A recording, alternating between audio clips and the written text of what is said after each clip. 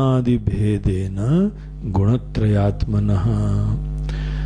ये जो हम लोगों की स्वप्नादि भेदेन, स्वप्न आदि 3 अवस्थाएं हैं। हमारा जीवन इस जागृत अवस्था मात्र में नहीं होता है।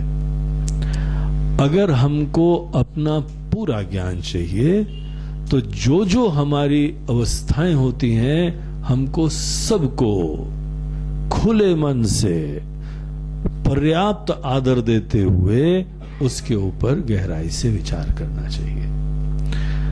हमारी जागृत अवस्था भी होती है, हमारी स्वप्न भी होती है, और हमारी गहरी निद्रा।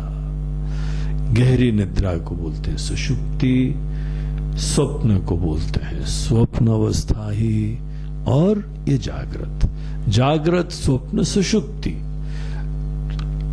अगर हमको अपनी आइडेंटिटी जाननी है, अपनी पहचान समझनी है, या जीवन का भी रहस्य जानना है, तो तीनों अवस्थाओं को कंसिडरेशन में लो। जो चीज कंटिन्यूअस है वही हम है, वही सच्चाई है। जो चीज एक ही अवस्था मात्र में दिखती है, दूसरी अवस्था में दिखती नहीं है, तो वो कल्पित है, वो झूठी है, नश्वर है। ये जो 3 अवस्थाओं का ज्ञान है, ये अपने ऋषियों के लिए बहुत आदरणीय सिस्टम एक था, मैं का ज्ञान प्राप्त करने के लिए। इस समय हम स्वामी जी, लेकिन ये स्वामी जी काफी नश्वर है, ये ज्यादा देर तक टिकाऊ ही नहीं है। सपने में हम गए, वहां पे हम कल रात को एक पक्षी अनुभव कर रहे थे, सवेरे देख रहे थे, बहुत बढ़िया उड़ रहा था मस्ती से। बोला हुआ है पक्षी होते तो क्या अच्छा था, कितनी ऊपर से व्यू बढ़िया मिलता, जो हजारों खर्चा करने के बाद हवाई जहाज में बैठ के मिलता है। तो इसको देखो, सदैव मिल रहा है, क्या सुंदर बादलों का व्यू, पहाड़ों का व्यू, पूरे शहर का दृश्य,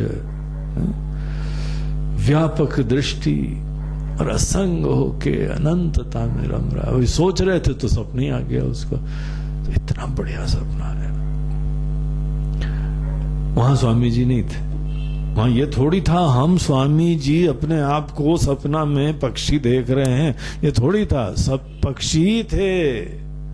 उस समय कोई आके हमसे बोलता है पक्षी तुम तो स्वामी आत्मानंद हो, कभी आदमी कोई बिलीव करता हो? उस समय हम वही होते हैं, ये खत्म हो जाता है, और थोड़ी देर बाद सपना भी खत्म हो जाता है। उस समय पूरा शून्य हो जाता है, कुछ भी नहीं, टोटल ब्लैकआउट होता है गहरी निद्रा में। अब हमारे जीवन का ये सच्चाई है कि ये हमारी जो यहां आइडेंटिटी है, इस समय हमारी खुशी और गम है, इस समय रिश्ते नाते हैं, इस समय ये सत्य है इस समय। और ये भी सत्य है कि सपने में वो नहीं होता है। न घर बार, रिश्ते नाते, ये हमारा शरीर, ये आइडेंटिटी, इंडिविजुअलिटी कुछ भी नहीं होती है।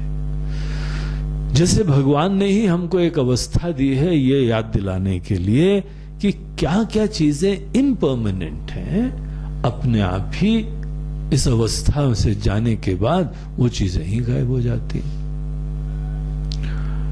सपने में भी लोग होते हैं, दुनिया होती है, वहां पर भी हमारे पास शरीर होता है, वहां भोक्ता भोज्य होता है, दृष्टा दृश्य होता है। गहरी निद्रा में जाते जाते ये भी खत्म हो जाता है। जैसे हमको भगवान को शिक्षा दे रहे हो कि जो यहां पे हम और हमसे परे जो दुनिया है, इसका जो खंड है, अनुभव करने वाला और अनुभव करने वाली वस्तुओं का जो भेद है, टिकाऊ नहीं है। ये मायामय, थोड़ी देर किसी कारण से तुमको हमने आशीर्वाद देने के लिए, कुछ अनुभव दिलाने के लिए ये हमने तुमको दिया हुआ है, और तुम ऐसे इस अनुभव में हो तो छोड़ने को तैयार ही नहीं हो। जैसे कोई आदमी को पिक्चर बड़ी मजे आ रही है, बोलते नहीं नहीं अब तो हम और ही देखेंगे। अरे हो गई, चलो उठो, दूसरा शो चालू होने वाला है।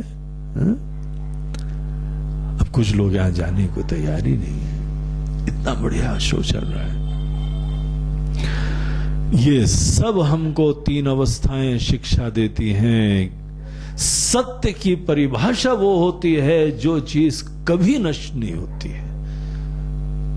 जो चीज नष्ट नहीं होती है, जो टिकाऊ होती है, जो काल खत्म हो जाए, समय बदल जाए, देश बदल जाए, जो चीज कभी खत्म नहीं होती है, उसी को सत्य समझो।